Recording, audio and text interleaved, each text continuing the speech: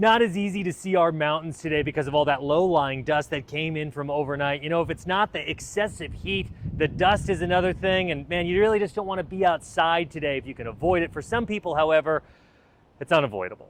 Which one do you need? Let's do this one, yeah. Let's do it. On a day when you really don't want to be outside, in part because of the triple-digit heat, and now the low-lying dust, Joey Pena doesn't get that option. The dust that's on this here, that was there prior. No, that happened on the move out. He was moving into his new Midtown Phoenix apartment on the top floor. Going to the 5th floor? Yeah. Great. From the top floor, the dust that rolled in overnight put a haze over his balcony view and a feeling in his chest. The blue kind of fades to like a brown.